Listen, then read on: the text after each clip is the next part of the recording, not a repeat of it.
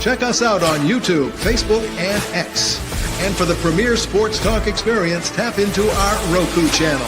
Start your mornings with Mac and Jack covering all the weekend sports action.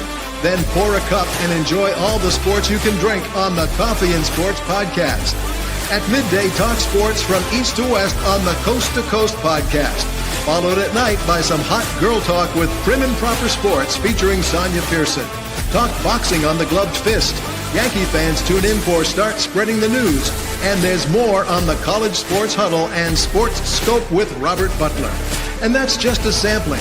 There are 20 podcasts in all and 70 weekly shows giving us a 3.4-star viewer rating. To find us on Roku TV, search for National Streaming Sports on the Roku search bar. Click on the logo and you're in. For laptops, mobile phones, and tablets, download the Roku app. National Streaming Sports, live and on demand, sports talk for America. Football season is here, and SeatGeek is my go-to for buying tickets. Now, with SeatGeek, every single ticket is backed with their buyer guarantee. We've all had plans change, and when you can't make it to the big game, SeatGeek has you covered. They're the only ticketer that allows you to return your tickets ahead of the event for credit with SeatGeek swaps. So when things come up, I know that my tickets won't go to waste. So what are you waiting for? Download the SeatGeek app to maximize your possibilities and shop live events with confidence.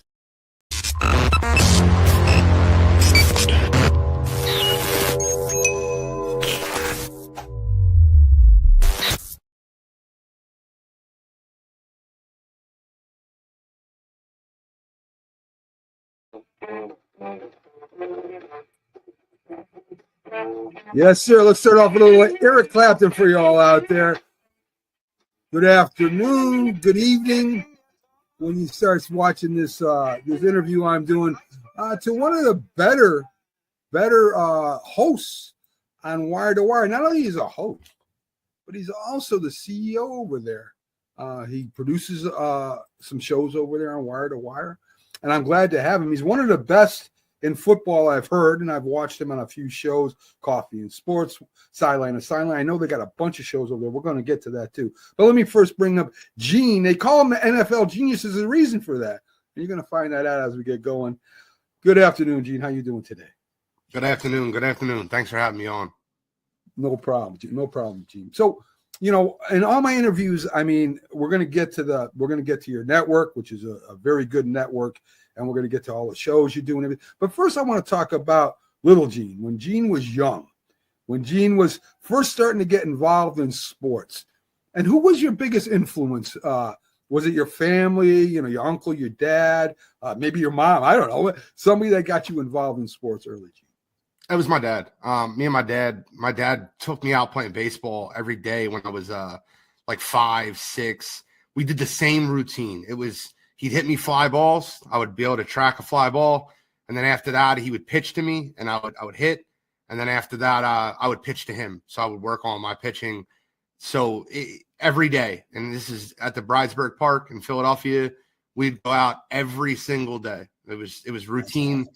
It was awesome. My dad coached me in baseball and, I made high school team and I was good in high school.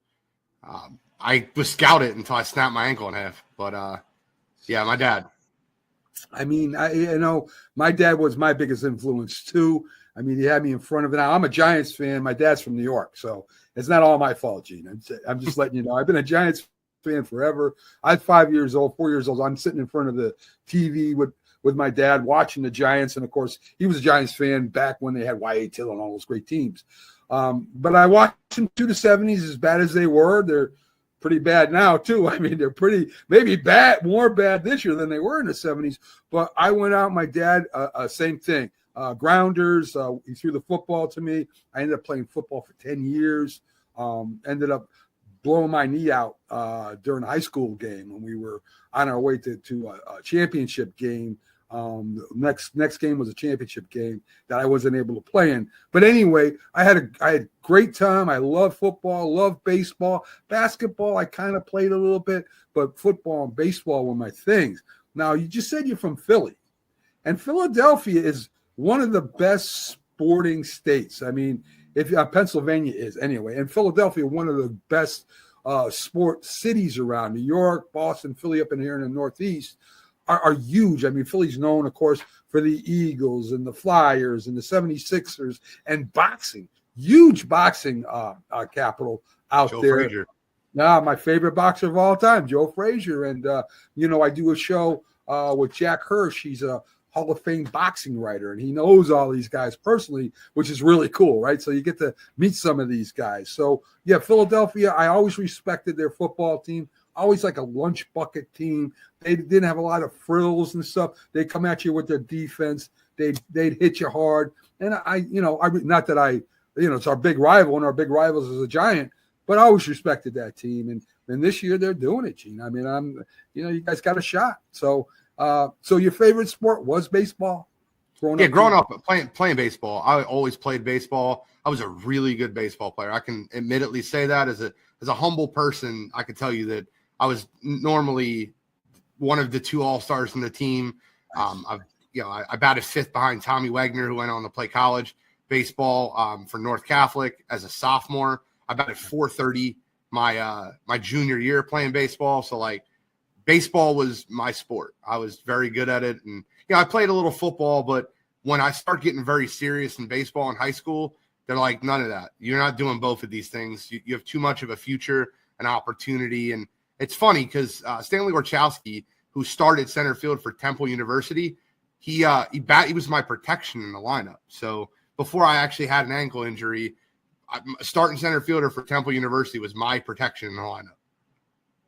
So nice, man. I mean, that's pretty cool. One of my the defensive end that played on our team went on to play nose guard for the Seattle Seahawks, Steve McAlowitz. Dan Kaisha went on to play. He made a pro team practice squad, never started, but we had some really good ball players too. And it kind of makes you feel good, right? You were part of something that other guys went on to play. And what if, right? What if you could have stayed healthy? And it drives you nuts sometimes.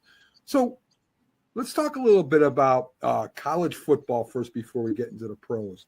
I don't know if Penn State is your favorite college football team or not. A lot of guys don't have mine. Mine is Notre Dame because Irish, the Fighting Irish, again, growing up. Do we have to compete in everything? Is this like Giants, Eagles, Penn State, Notre Dame? Do we have to compete in everything? By the way, Rudy was offsides.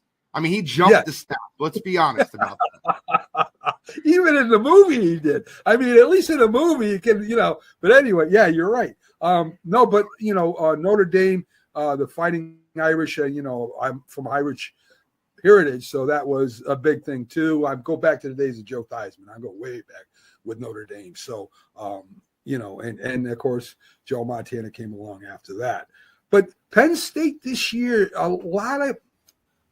we have a program that's all college, it's a college show. And Penn State really hasn't been able to win the big one as far as against its rivals, right? Michigan, Ohio State, they've had problems beating these guys. So Penn State's in a position that it hasn't been in decades, where it has a shot to win this national championship. If they win this national championship, does that make it good for a coaching staff that, hey, you might have lost against Michigan, you might have lost against Ohio State, but you won the national championship? Winning a natty is all that matters, right? I don't have much confidence in James Franklin, but what James Franklin has done, he's a great recruiter. He gets top-notch talent in there all the time. And he hired an offensive coordinator, and Andy Koltanicki, who coached for Kansas last year as their offensive coordinator. And what he's done with the development of Drew Auer, with Singleton, with my favorite player on their team, the Katron Allen, they've developed, and obviously they have the best tight end in the nation. So I think what Penn State's done is they've played great defense, big bully ball offense, run the football, don't turn it over, and that's put them in this position. I don't have confidence in James Franklin when it comes push to shove. I do think they beat Notre Dame. I look at Notre Dame as Penn State light, not as good at quarterback, not as good as defense. And listen, although you have a great running back who's a little banged up, I would take our two-headed monster over Julian Love of Notre Dame. So I think Penn State wins the football game versus Notre Dame.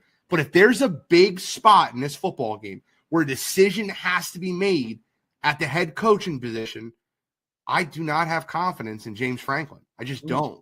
He's never been that guy. Versus Ohio State, I'll never forget it. You know, we're going toe-to-toe with Ohio State 3 years ago in Penn State, and he calls a timeout to run a QB, a read option QB keeper on 4th and 2 that gets shut down in the backfield. It was the most obvious play call ever, and that ended their national championship hopes 3 years ago.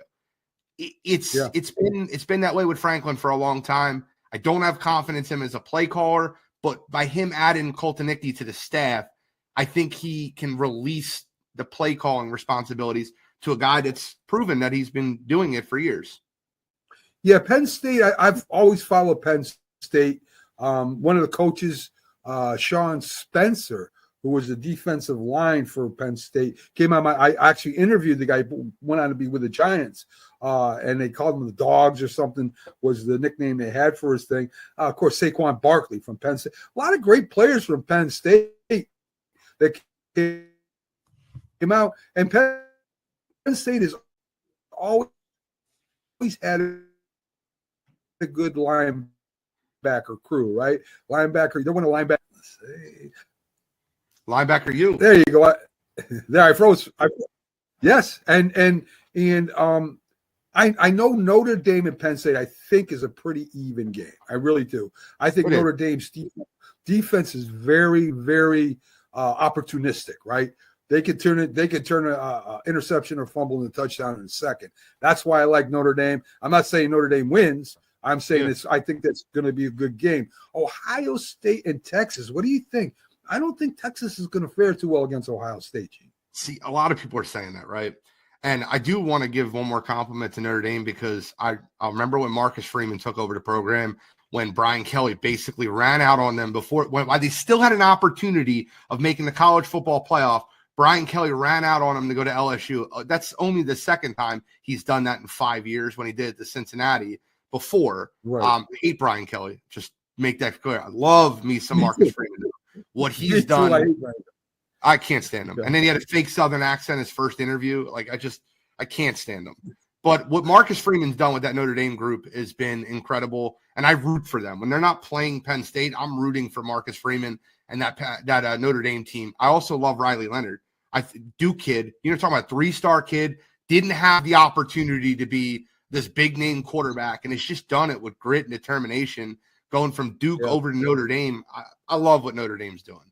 In the Texas-Ohio State game, this is the one thing I've learned about Ryan Day, and this is one thing I've learned about Ohio State. When they have preparation, when they have time to prepare for a football game, they are better than anyone in the nation. Remember 2 years ago when Georgia won the national championship, but on New Year's Eve barely beat Ohio State? It was like 42-41. Ryan Day gets 21 days to prepare for you. He will develop an offensive scheme that could beat you.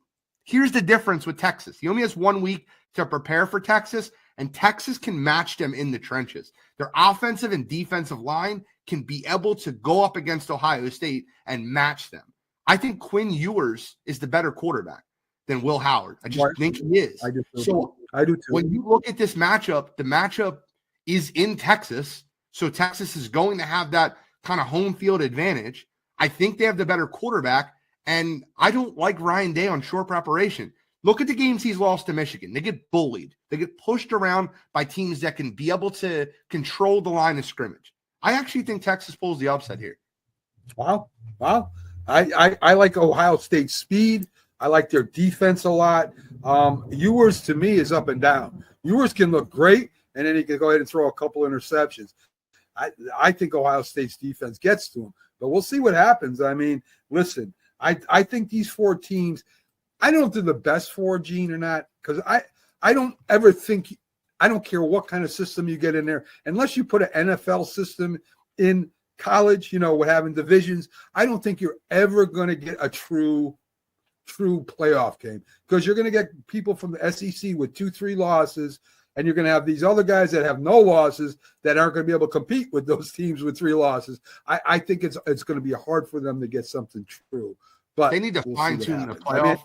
They need to fine-tune the playoff a little bit. What Oregon had to do essentially this year was all but run the table They won every game this year, and you know what their reward was? Their first playoff game, they got the most skilled team in the nation in Ohio State. Yeah. They got the most skilled team in the nation in Ohio State, and this is something that the College Football Playoff Committee has to look at. The 1, 2, 3, and 4 seeds have all been eliminated, so every team that got a bye is gone.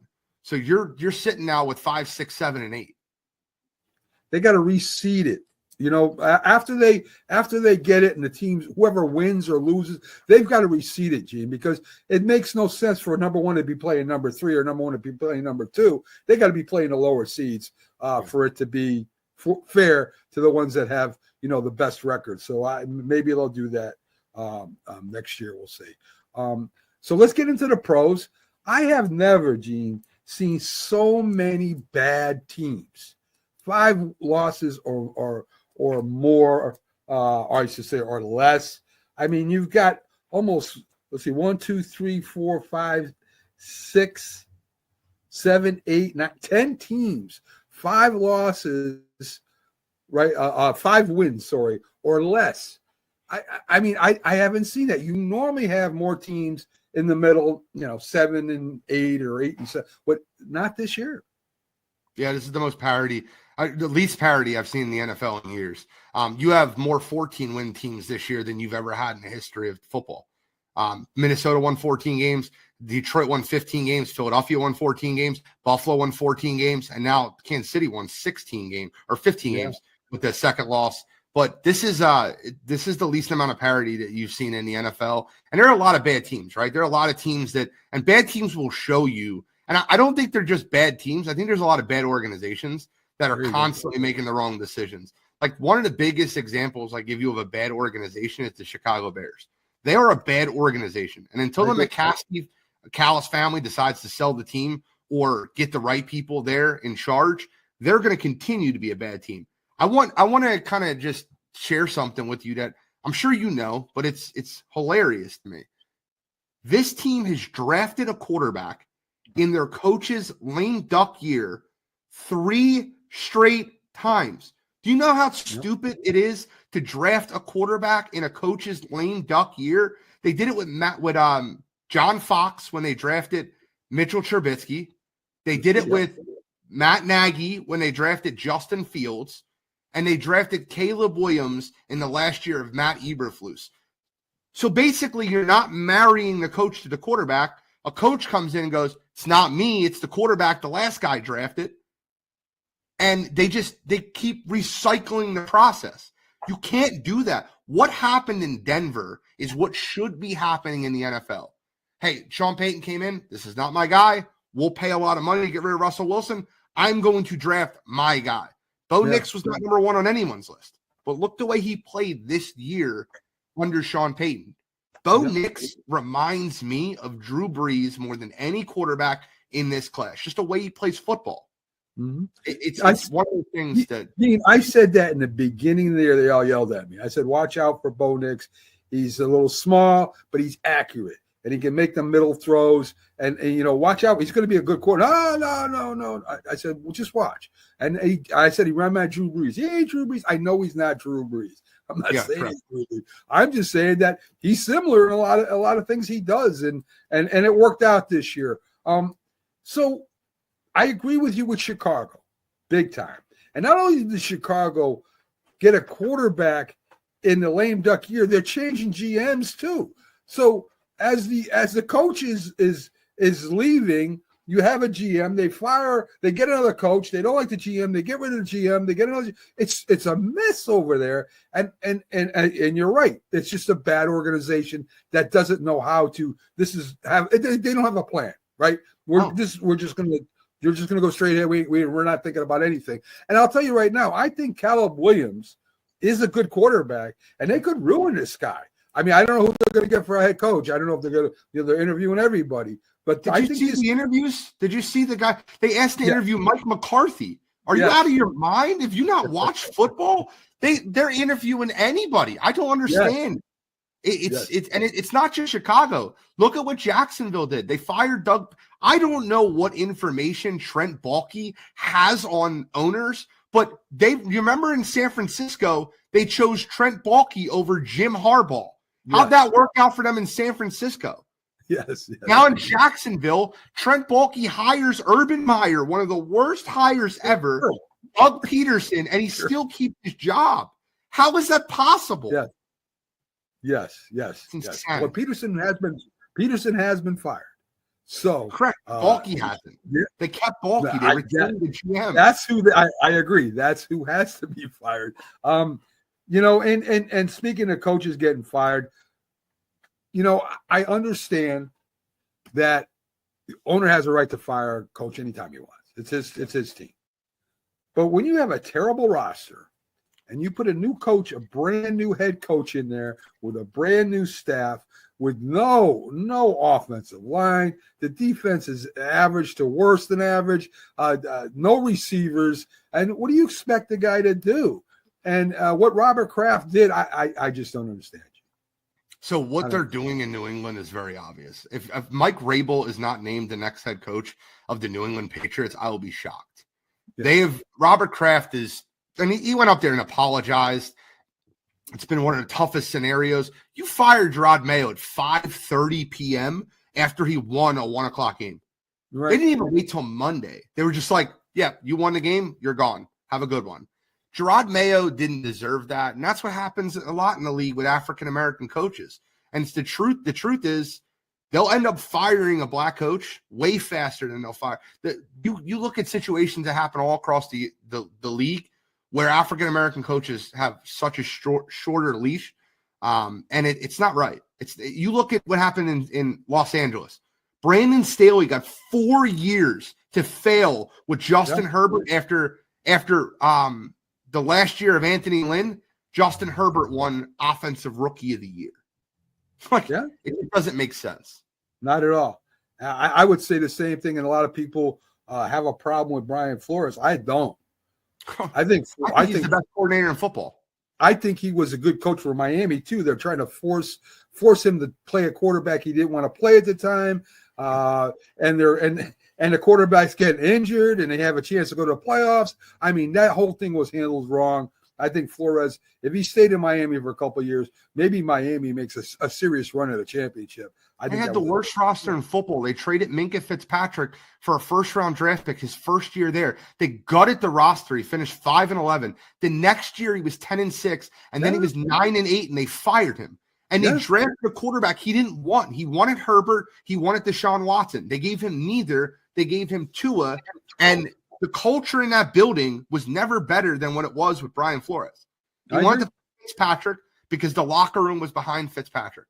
I love Brian Flores. You're speaking my language. Me too. Coaches that are staying that probably shouldn't be staying. Brian DeBall. What are the Giants thinking? I mean, Gene, I don't mind you giving the coach some time. I don't believe in firing the coach, continually firing coaches, right? But you go to the playoffs, and maybe the playoff, we'll say that was lucky. We won some games maybe we shouldn't have won. We get in the playoffs, win the playoff game. Good. Yeah. But then we go to 6-10. And then this year we go down to 3. I mean, we're getting worse. I mean, and Mara coming out saying I'm losing patience. That doesn't say it. It's not saying, hey, these are my guys. This is who we're playing. I don't care what anybody says. I got a lot of faith. He didn't say that. He says I'm losing patience, so they better do better. So what are players going to think? Oh, so they can fire the ball any time now? I mean, it doesn't show no faith in what he's saying he wants. It's ridiculous. Well, it's funny you bring up the Giants because the Giants are one of the most interesting situations you're going to run into this year. I don't think they're sold on either one of the quarterbacks that are coming out in this class. I don't think they like either one of them. Even though Shedeur Sanders had the New York Giants cleats on, I don't think they're sold on either one. So Brian Dable has shown you what he can do with a bad quarterback with Daniel Jones by taking them to the playoffs year one. I don't think Brian Dable is a bad coach. I think the biggest issue with that team is Joe Shane. You watch him on Hard Knocks and you can just see how incompetent of a GM he is. Like for him to sit in his room with one of his head scouts and question Saquon Barkley, who's going to give him $12 million? And he goes out and runs for 2,000 yards. That guy has more egg on his face than I've ever seen a GM have. That has got to be one of the worst like portrayals of yourself as a GM on a show I've ever seen. I think Joe Shane's the issue. I think the Giants roster's the issue. You look at a lot of those players. How's Andrew Thomas playing?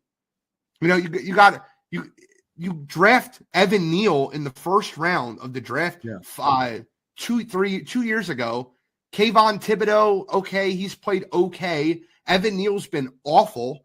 Now, you did good this year with Malik Neighbors, but what are they looking at? Their roster is not – they have 3 players, and I went through this the other day.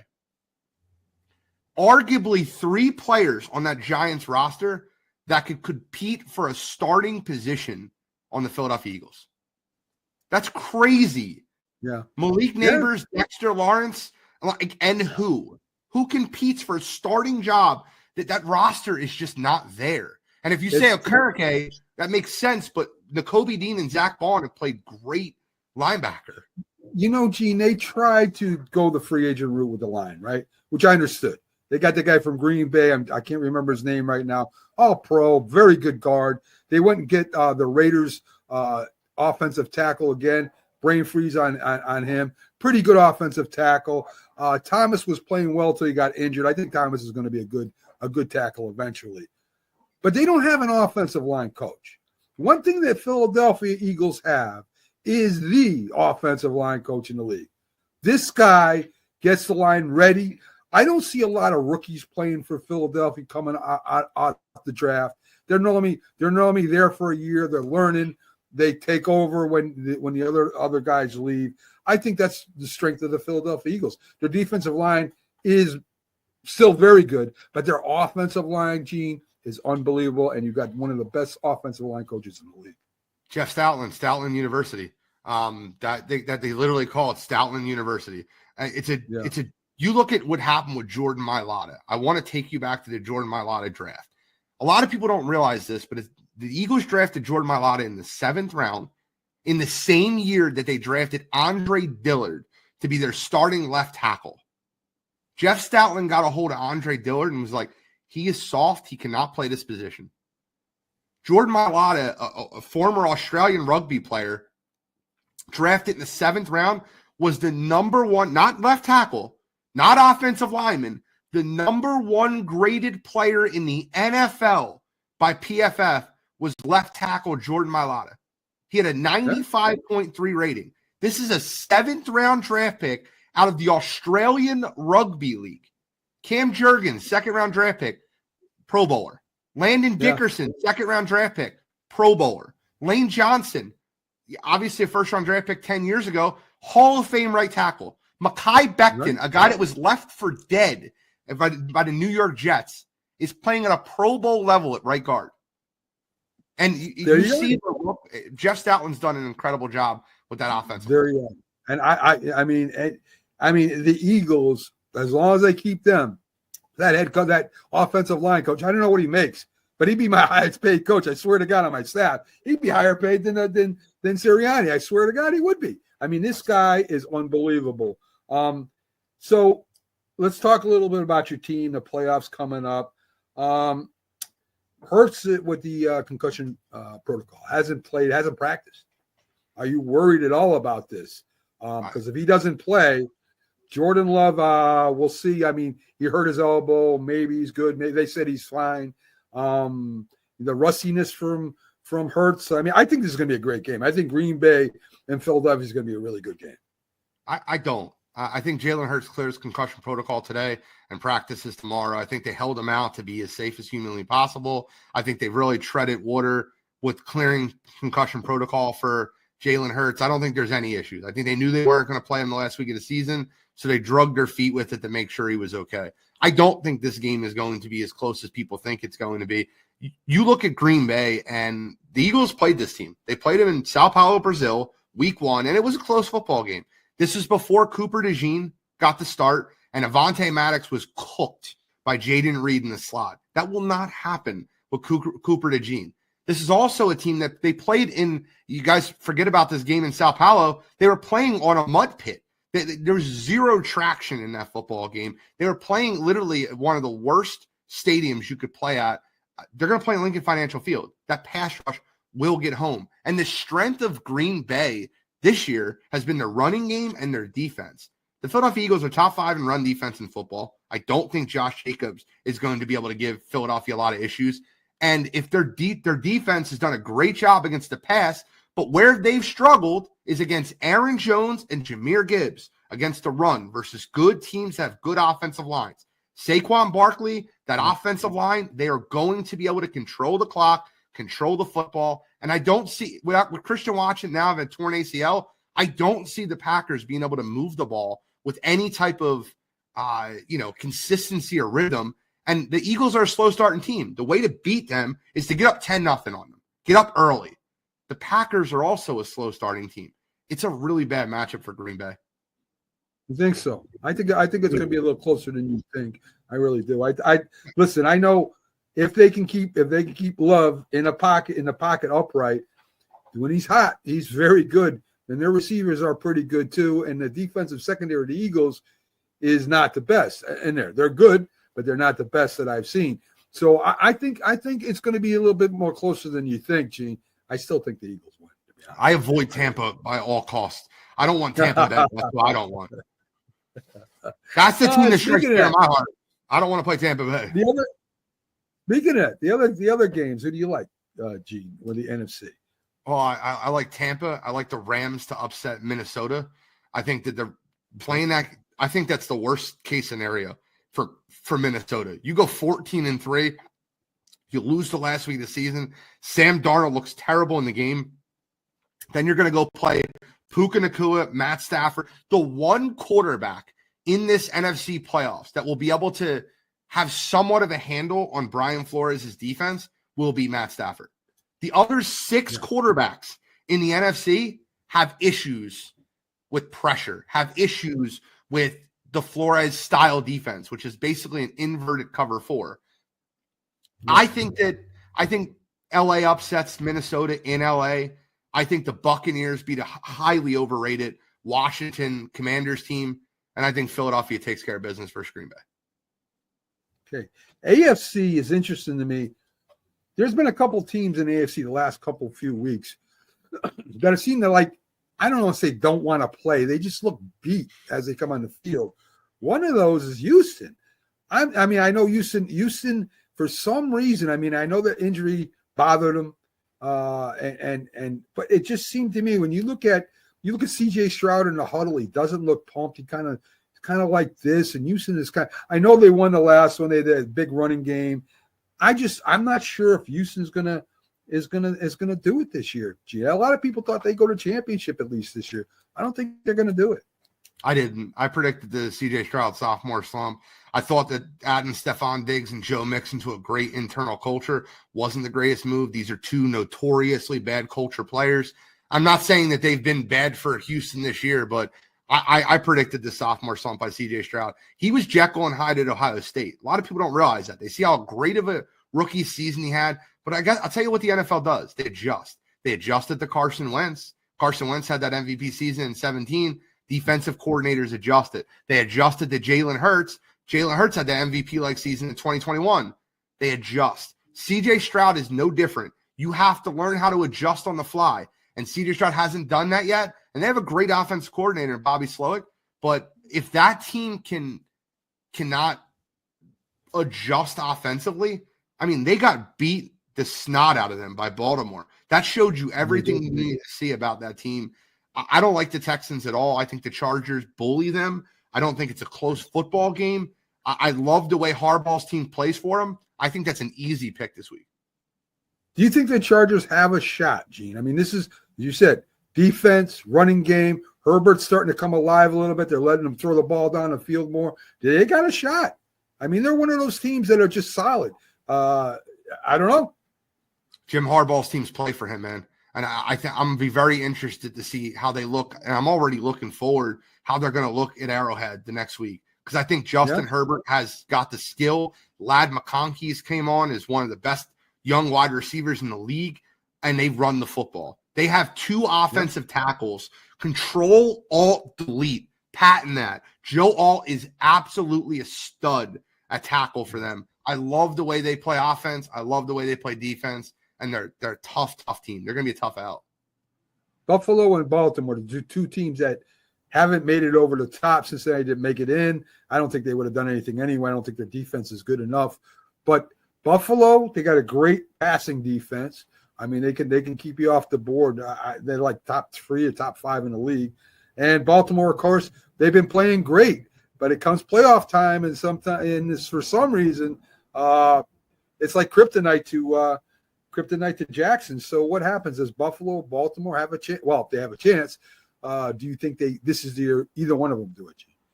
It's funny you say that. I think both of them are running into the worst possible teams to run into in the first round of playoffs. You talked about Cincinnati, but like you didn't think their defense has.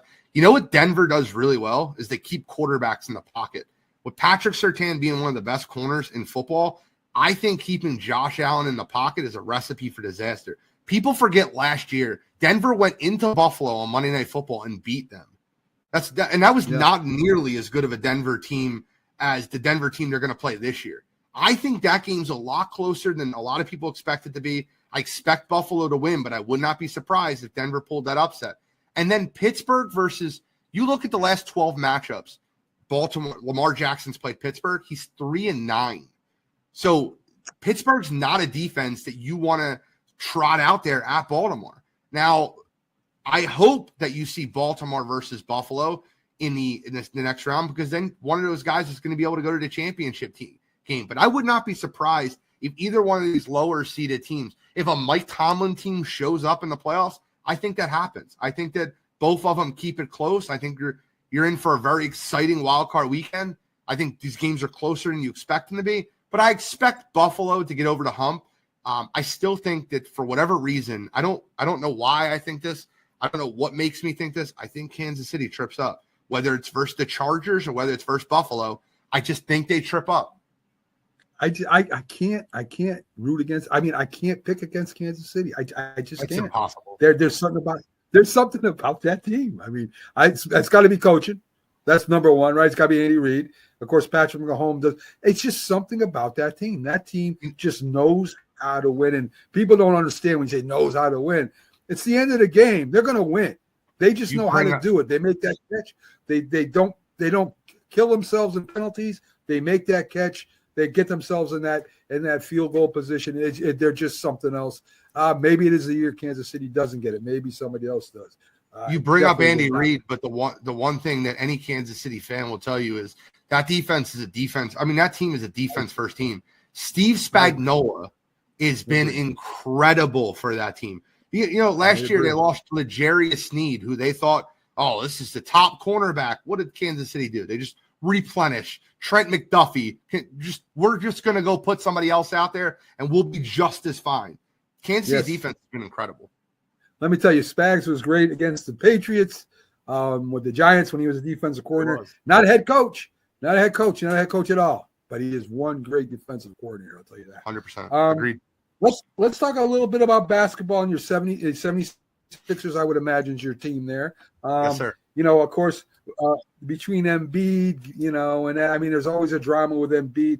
Guys are 47-35. I think you've won 8 in a row. Where do you see them finishing this year? Are they in the mix, Gene, or are they? I mean, they're going to make the top 10. I would imagine that. Are they a serious contender? I don't think they're ever going to be a serious contender because the culture of the team is soft. It's just what it is. Like when you think of Joel Embiid, do you think tough guy, like guy's going to battle through? I don't think that. When you think of Paul George, do you think of a guy that's got that grit, that determination, that Jimmy Butler in him, that dog in him? I don't think that. I think the thing that saves it, you know, the funny thing about the Philadelphia 76ers are, I think they have the most talented roster in basketball. A lot of people won't say that. I'm just talking about talent alone. They have 8-9 guys that can play for championship teams, but their culture is awful. That team is soft, and that team has major issues as far as internal chemistry. Tyrese Maxey, one of the youngest guys on the team, has to call out the former MVP, Joel Embiid, for not showing up to work on time. You're supposed to be the leader. Tyrese Maxey is the leader of that team. I hate what Philadelphia is doing. I love that dude. Love Maxey. Hate what Philadelphia is doing. Hate how soft their team is. And I'm not a fan. I'm a fan of the Sixers, but I'm not a fan of what this organization's done. You know, Mac, real quick. What happened to Moses? One thing I want to bring up is, do you remember the Sam Hinkie, the Sixers tanking days? The far back I go. This is 2010, 2015. The 76ers were tanking. They were one of the worst teams in basketball. Yes. Sam Hinkie acquired all these assets for the Philadelphia 76ers. I'm telling you this. I am not a professional general manager. I'm just a guy that watches basketball. I couldn't have screwed up those picks worse than him. They traded a first-round pick and an extra first-round pick to get Markelle Fultz instead of Jason Tatum. They drafted Jahlil Okafor instead of Kristaps Porzingis. What they did, Ben Simmons was drafted ahead as number 1 overall pick. What they've done with that team, they signed Al Horford to a 4-year, $120 million contract. They maxed Tobias Harris, and let Jimmy Butler walk out the door. You can't screw up an organization worse. It's impossible. I remember that. Whatever happened to Moses Malone? That's all I want to know, Gene. I mean, talk about a tough guy. Anyway, listen, 76ers, they do have drama. There's a lot of drama there. And I guess, I don't know if a head coach could straighten it out, a good head coach, or if it's just that's the way it's going to be until they get rid of some of these players. I don't know, Gene. Because basketball is different than football. We know this basketball is more a players' league than football is, right? I mean, they pretty much control the strings unless you really got a strong one, and there ain't too many of them out there. So let's talk about Wire to Wire. I got an old Wire to Wire podcast thing. It is now a network, folks, that has a bunch of podcasts on there. We have Coffee and Sports on in the morning, Sideline to Sideline. How many podcasts you got in all right now over there, Gene? So we have Coffee and Sports in the morning. We have Wire to Wire on Wednesday nights. Tuesday nights is the Meaty Boys, which is on Roku with you guys. It's a wrestling podcast if you're into WWE or AEW. Sideline to Sidelines, an NFL podcast. That's also on Roku. You also have Birds Deep, which is an Eagles-only podcast. And then Coast to Coast Saturday Morning, which is a college football podcast. As a group, we are moving in the right direction on a lot of phases. Facebook just sent us a rising star as far as their online contributors, and we'll be listed as one of those podcasts as suggested to follow, which is great for us. So as a group, we really have a lot of really professional guys between Cottrell, Shally, Black Elmore, Chris, Mo, Brett. There's so many guys. I don't want to I don't want to miss anyone, but it's a great group of guys to be able to work with. We all take it very seriously, on time, professional, and that's what we strive for. Good content. We have some of your shows on Roku. You have your own YouTube channel too, Gene, right? Am I saying that right? We do. We did it. It's funny. I wish I would have learned a little bit earlier when we started the podcast that how much more effective YouTube would have been. We started majority on Facebook, and until we got to episode 100, we really didn't get involved in YouTube. Now we got 160, 170 subscribers, which is super low considering the 5,400 we have on Facebook. But I think that the move is to really move towards YouTube and continue to grow the YouTube following. I think that's the future and what we're really working towards. We also have a website now that we've loaded up that has all our recent episodes. What's your address of your website? It's Wire to Wire. I'm going to get it for you right now. We just launched it. It's Wire to Wire Sports Podcast.live. All right. So anybody seeing that, go to Wire Sports Podcast.live.